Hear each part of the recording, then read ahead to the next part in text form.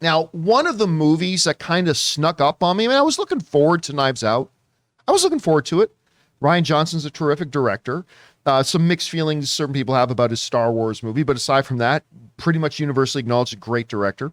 Doing like an old Agatha Christie style murder mystery in Knives Out. He had Daniel Craig, Chris Evans. I mean, that cast was loaded, absolutely loaded.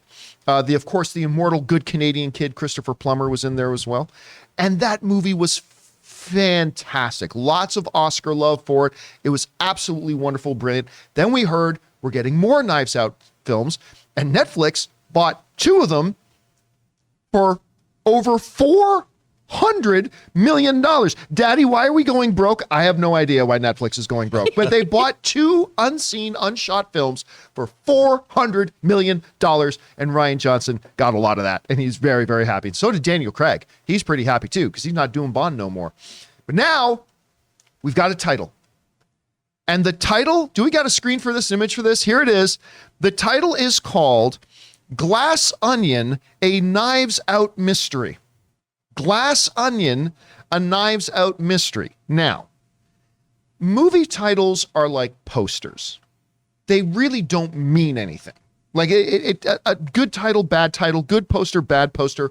They have absolutely no influence on whether a movie is good or not. It's just marketing, just a piece of marketing. This is a bad title. Although I will say I love the second half of the title, A Knives Out Mystery, because Rob, you and I were talking before we went live. I was mentioning that I love it because it feels very Agatha Christie-ish. I love that part, but Glass Onion felt weird.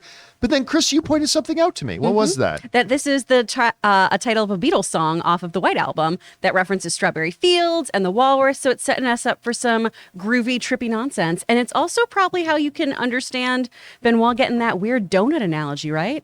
Ooh. He's a funky guy. So, and now help me out here, because I'm not a Beatles guy. I know the movie takes place in Greece. Yes. Does that have any bearing on this song or anything? Not particularly, but it does on the actual log line of the film, in which Benoit is going to peel back the layers of a mystery. This is the Knives Out Shrek crossover that we've all been waiting for. It's here. It's here, and it's ready to go. Well, listen, whatever the title is, I don't care. I love this franchise. And I really do hope this turns into a 5, 6, 7 parts series, that every 2 to 3 years we get Daniel Craig back with a whole new bunch of all the A-listers still working in the business every single time. This would be fantastic. And, Rob, one of the other things was we heard that Netflix was considering that they're going to go with a theatrical release model, and that Knives Out might be it. There's no more new information about that so far. But anyway, Rob, you hear the title. What do you think about it, and where's your anticipation level right now for the next Knives Out? Well, I mean, the Glass Onion, I don't hate that. But what I don't like, a Knives Out mystery is kind of good, but shouldn't it be, what's Daniel Craig's character's full name? LeBlanc? Benoit LeBlanc. Shouldn't it be a Benoit LeBlanc mystery? Because Knives Out was so specific to that story. I mean, the whole Game of Thrones. And I understand that it's a sequel to that, but I would think that they would want to brand Daniel Craig's character. Yeah, but the branding's already done. I know. Right? See, that's everybody recognizes, like you just call it a Benoit Blanc mystery. Not everybody might clue into that immediately. You say a Knives Out thing. And I guess when you say Knives Out, if it's about murder, which these things there's always a murder.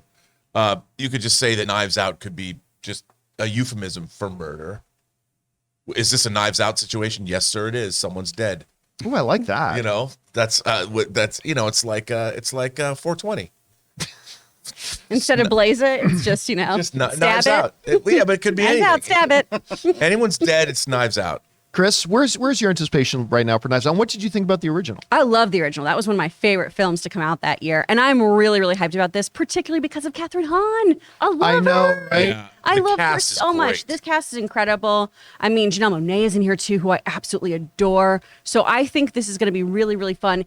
I do think it has a lot riding on it, though, too, because the original was so great, so fun, unique while still hearkening back to the tropes of an Agatha Christie mystery. There's a lot of pressure on this sequel to really, really deliver and still subvert expectations like the first one did. But how do you subvert expectations when your expectation is to have it subverted? Especially a lot riding on it when you've already paid for the third one. So much money. There's no backing out of that at this point. The third one's already done. Anyway, guys, the question is for you. What do you think about this? And by the way, it says coming out this holiday season. So it is coming out this year. Knives Out 2 is officially called Glass Onion. I think it's a terrible title. It doesn't really matter. I still think this movie is going to be awesome. What are you guys thinking? Whatever your thoughts are, jump down to the comment section below and leave your thoughts there. Guys, we want to take just a minute and thank the sponsor of this video, Masterclass. Masterclass is offering classes on a wide variety of topics, like all taught by world-class masters at the absolute tops of their field. Each class is broken down out into individual video lessons, usually like around 10 minutes or so long, and members can explore at their own pace. And each class is supported by downloadable materials, lessons, recipes, or more that you can all find at masterclass.com. For example, are you into streaming? Well, you can take the Building Your Streaming class taught by ninjas so you can sharpen up on your streaming skills.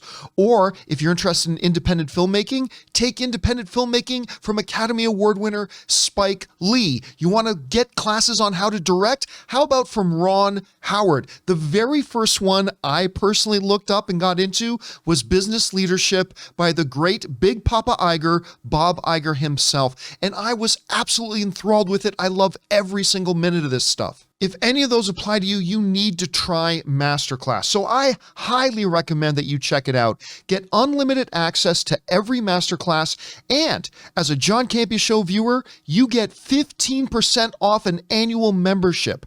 Go to masterclass.com/Campea. Once again, to get 15% off your annual membership, go to masterclass.com/Campea.